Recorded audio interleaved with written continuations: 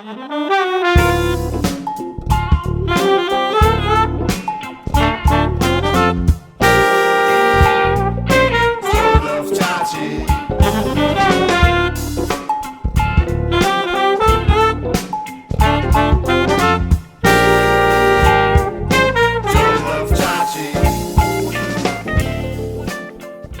there and welcome.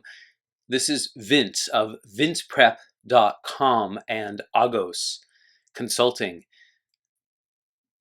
This video is actually going to be a mix of two different things. I'm going to give one more failure example as part of my ongoing failure example series, which is a part of my strategy or method of what I call 16 stories, which basically is prepare lots of stories, as many as 16. I know that's a lot. Prepare a bunch of stories before your interview and have things ready to talk about. Not to memorize them, but just rather to be comfortable with them. And do your best in the interview when you get an unexpected question to see if you can use one of these stories to answer the question. This is particularly useful if you're asked a behavioral question, which is, tell me about a time when blah, blah, blah, blah, blah happened. So I'm going to give a brief failure example, and I'm also going to introduce a different series of videos that I'm starting to edit.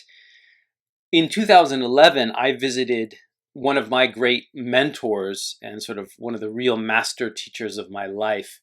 I honestly think she's one of the greatest teachers on the planet, frankly. She won the Stanford Distinguished Teaching Award. This is Patricia Ryan Madsen, who absolutely defined my Stanford undergraduate experience. Her book, Improv Wisdom, is in nine different languages, including Japanese.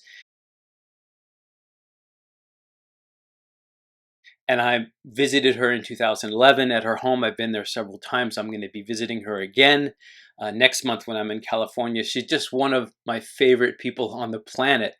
In 2011, I was able to record a video with her in her home, and I've not edited it. And I feel now's the time. I don't know what I was waiting for, but honestly, and this is part of my story, part of me sort of lives in denial of the fundamental fact that I'm an artist. I'm wired very much as an artist is wired. I'm kind of moody. I'm pretty creative.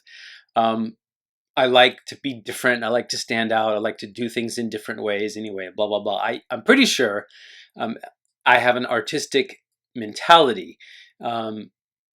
And there's been times in my life when, and this is the story I'm about to tell, is one of those times when I denied that part of myself. So I'm owning it now, and I'm going to tell a story now about it. It's also one of the reasons, by the way, I now put my bass behind me to remind myself and to remind you guys that admissions consulting is one of many things I love to do. Music is another one, and improv is another. So here's my story. I was very fortunate to be invited by Patricia to become one of the founding members of what's affectionately known as the SIMPs. The SIMPs are the Stanford Improvisors. I took Patricia's class.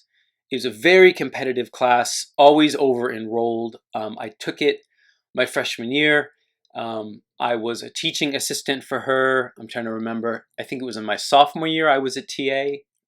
I'm sorry, I can't remember all the details. Anyway, I took Patricia's, there was beginning improv, then there was she started doing advanced improv.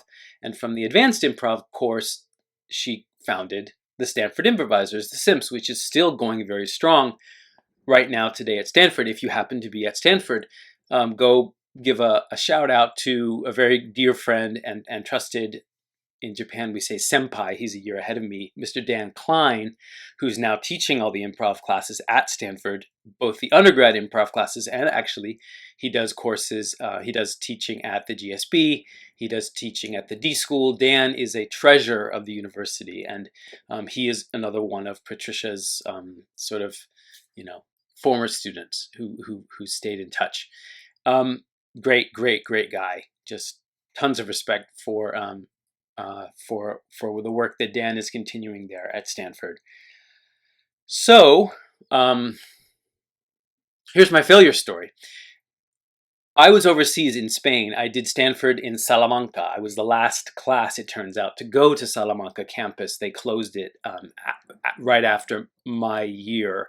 I was there with Alma Medina and a bunch of other great, dear friends at this amazing program, which closed when they opened the program in Chile. No disrespect to Santiago, but I guess they felt two Spanish language programs. The programs are very, very different. But anyway, Salamanca. I was in Spain and I received, I can't remember the details. Maybe I was continuing in those days handwritten letter correspondence to Patricia. And I think she wrote back to me once while I was there in Spain. It was my first time to live outside the States. First time to live outside of America. And it was just something I felt like I always wanted to do. Something I did. Very grateful and very glad that I did it and that I had that opportunity. But I was really homesick. My first time away from my family at the holidays and all this other stuff. Really my first time living outside California. So here I am in Salamanca in my little dorm room. I remember really well. We lived with monks. I mean, I wasn't a monk. It was a dorm. The Carmelitas, Las Carmelitas, the Carmelite. I'm not Catholic. My dad's a lapsed Catholic. Anyway, whatever. We lived with these Carmelite Catholic friars, monks, who had a nice property and they had a men's dormitory. One of the great things about this program was that we were basically embedded in that. We were immersed. I was very much a minority. And my Spanish, frankly, was the weakest in the group. I was really struggling, actually. A lot of the other Stanford programs, again, no disrespect, but they have villas, right? You're living, with other Stanford students in a luxury, environment. We were living living side by side. My next door neighbor, Luis, who's still a friend of mine, Luis Carballo, who's now a journalist living in France. I hear him playing guitar, in the next room, and I'm like, thank you, universe. I got a blues fan right next door. It's like, bam, instant friends, right? Because my bass is in the back. I started playing acoustic guitar, and blues is my thing. Absolutely, it still resonates with me. That the authentic old Mississippi Delta blues really just grabs me like few other musics do. Anyway, this is getting long and I'm sorry. I'm trying to get around to my story. And so here goes. I get this letter back from Patricia saying, hey, we're going to start the Stanford Improvisers and I would love for you to be a founding member. I said no. Because I thought I had to get serious. This is back to my story and this is back to me sort of denying my dad's a businessman. Love my dad. Very, very successful.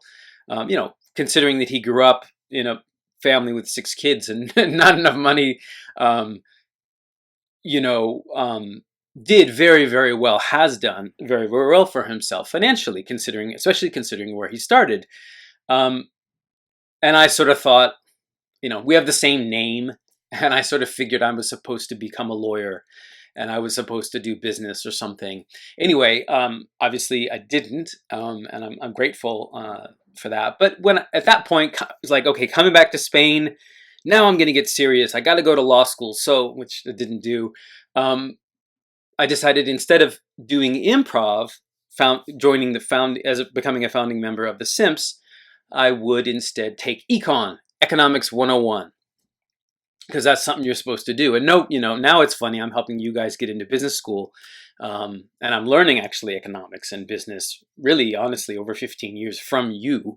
My clients have taught me a lot, honestly. I feel like I have an MBA at this point, just having helped clients for 15 years and deeply diving into understanding what you all do in your industries. I have non-business clients. I have non-traditional clients from military or nonprofit. Even sometimes I'm lucky enough to get another educator who wants an MBA, because a lot of MBA programs, including Stanford, view MBA as the key word for them is administration, Master of Administration. It's a leadership degree to a lot of these schools, as opposed to just, no offense, but just accounting or finance, which I respect those folks because that's not my skill set. Anyway, I'm coming back from Spain, gonna get serious with my life. Said no thank you to this incredible offer. And again, thankfully, no harm done. She didn't take it personally. We're still very close. And yeah, I was nice about it. But in my mind, I'm thinking no more time for kid stuff. Improv is fun, but got to get serious, got to get to law school, on this professional track.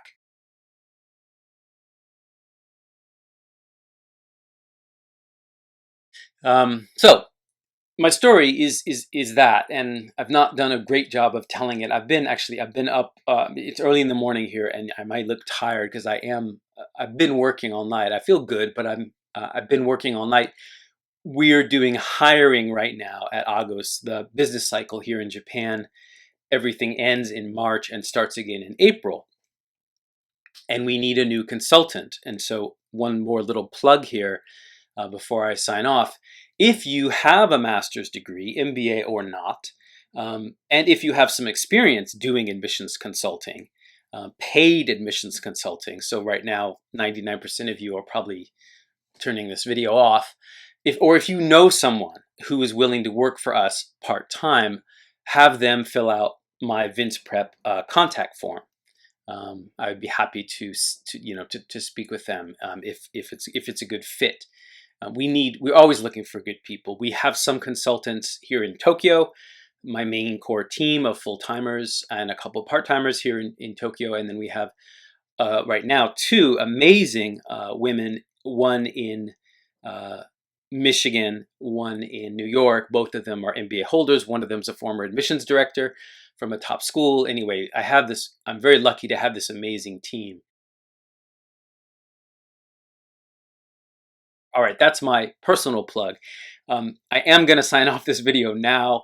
That was probably the weakest in terms of structure story I was telling. But the failure was that I sort of denied my heart and thought I was sort of thinking too much, denied my heart, and turned down a really sweet offer of something that, here's the good news, I eventually did join the Simps. I was the founding education director of the Simps.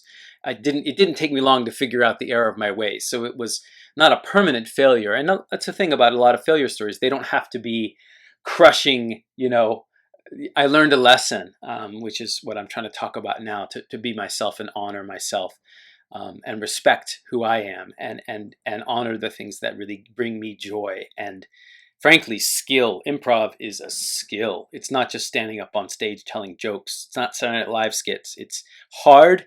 It involves teamwork. And here's the ironic part, and then I'll stop and encourage you to go look at my interviews with Patricia. People think it's all about speaking and being funny. It's actually mostly about listening and team building. Improv is, my friend Dan makes amazing money doing corporate training, and other friends of mine as well have done improv training at top companies, getting very, very good compensation, because smart companies know that improv is about team building, because improv is about listening, and teamwork is about listening, blah, blah, blah, blah. You get it. Okay, signing off for now. Thanks for watching. As always, please subscribe to my YouTube channel. Subscribers are the first to know when I've made new videos.